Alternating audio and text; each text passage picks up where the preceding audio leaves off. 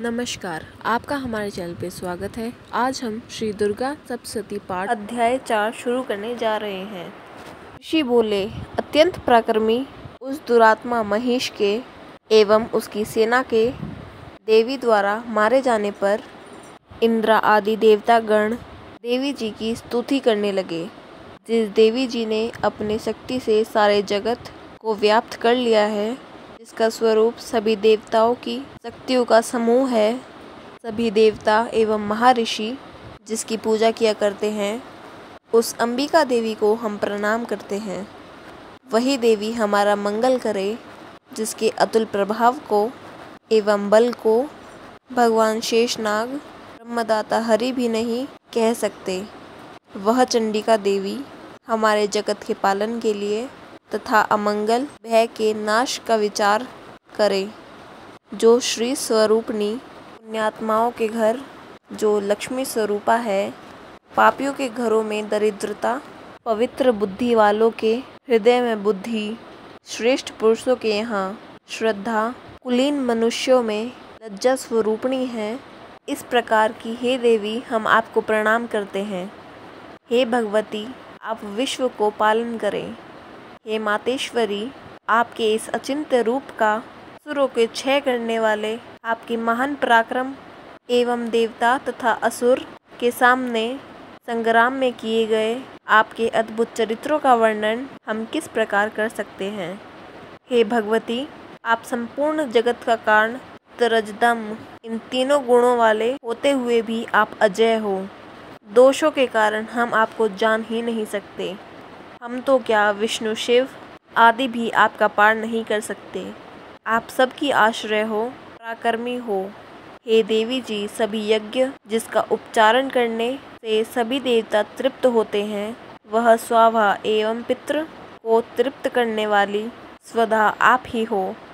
मोक्ष का कारण, अचिंत्य महाव्रत स्वरूप और संपूर्ण दोषों के रहित, भी इंद्रियों को वश में करने वाले, तत्व को ही सार जानने वाले मोक्षार्थी मुनिजन जिसका अभ्यास करते हैं, वह भगवती पराविद्या आप हो।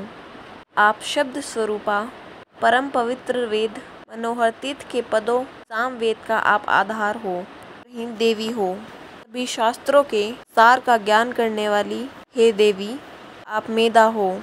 दुर्गम संसार रूप सागर से पार उतारने वाली नौका, विष्णु के वक्षस्त्र निवास करने वाली आप लक्ष्मी स्वरूपा हो एवं चंद्रमा को मस्तक पर धारण करने वाले शिव से सम्मानित आप ही गौरव हो। यद्यपि आपका मुख स्वर्ण से भी उत्तम, से सुंदर तथा परिपूर्ण, चंद्रमा के वीण का अनवरण करने वाली थापी इस प्रकार के चंद्रमुख को देखकर क्रोध से परिपूर्ण महिषासुर ने झट ही उस पर प्रहार किया। यह एक अद्भुत बात है। इससे भी अति अद्भुत एवं विचित्र बात यह है कि जब वही मुख क्रोध से युक्त होते हुए चंद्रमा की भांति लाल लाल था, तनी ही भवें कराल थी, ऐसा देखकर महिषासुर ने अपने प्राण तुरंत ही छोड़ दिए। भला कौन होगा जो क्रोधी यमराज को देखकर ही जीवित रह सके। हे देवी जी, आप प्रसन्न हो। आपकी प्रसन्नता से जगत का हृदय होता है। क्रोध में भर जाने से आप तत्काल ही इतने कुलों का नाश कर डालती हैं।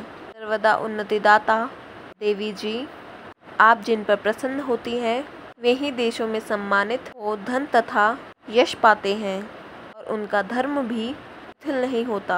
आपकी कृपा द्वारा पुण्यात्मा पुरुष धर्म संबंधी सभी कार्य प्रतिदिन किया करता है।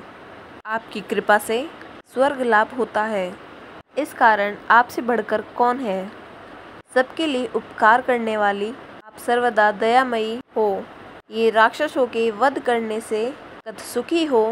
ये राक्षस कभी नरक के लिए चिरकाल तक भले ही पाप करते रहे हों, संग्राम में इनका वध आपने इसलिए किया कि ये आपसे मारे हुए स्वर्ग में चले जाएं। यही मन में रखकर हे देवी जी, आप असुरों को केवल देखने मात्र से भस्म क्यों नहीं कर शस्त्रों का प्रहार क्यों कर दिया। इसका भी कारण होकर उत्तम लोक में कर पहुँचे। इस प्रकार आपकी यह विचार अति उत्तम है।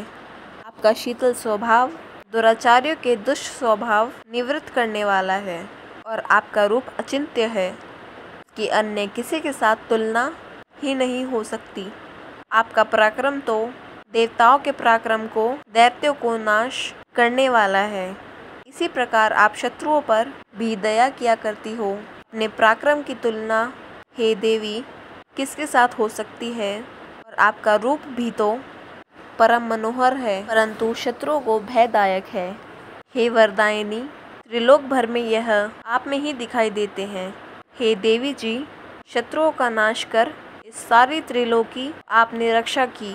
संग्राम भूमि में उन दैत्यों का विनाश करके उन्हें स्वर्ग में पहुंचा दिया और हमारा भय भी दूर कर दिया, जो कि हमें डराया करते थे।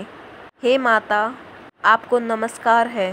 हे देवी, हमारे शूल से रक्षा करना। हे अंबिके, खंग द्वारा हमारी रक्षा करना एवं घंटा के शव तथा धनुष की लंकार से भी हमारी रक्षा कीजिए।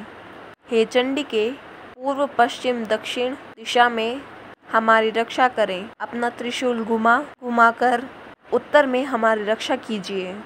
ऋषि बोले। इस प्रकार देवी की देवताओं ने स्तुति की और नंदन वन में उत्पन्न हुए फूलों तथा गंध चंदन इत्यादि से जगत की माता की पूजा की।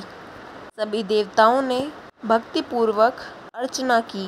तब देवी प्रसन्न मुख होकर उन देवताओं से बोली, हे सभी देवताओं, अपनी अभिलाषा के अनुसार आप सब हमसे वर मांगो। देवता बोले, हे भगवती, आपने तो हमारी सभी कामनाएं पूर्ण कर दी, कुछ भी बाकी नहीं है। हमारे इस महिषासुर शत्रु का आपने वध कर दिया।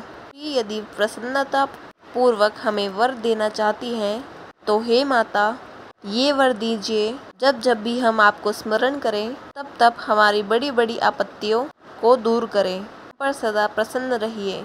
ऋषि बोले। फिर माँ ने तथास्तु बोला, उनकी सभी मनोकामनाएं पूर्ण की।